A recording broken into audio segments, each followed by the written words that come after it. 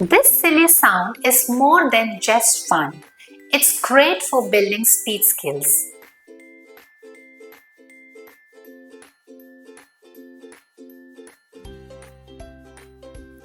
This is a playful activity to help your child become more aware of their lip movement and tension.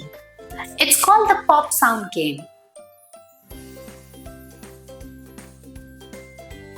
Show your child how to press their lips together and pull them apart to make a little pop sound.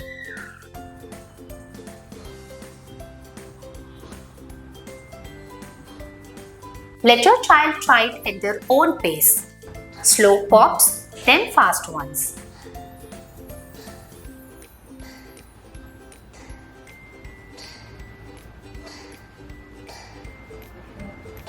This helps them build coordination and control.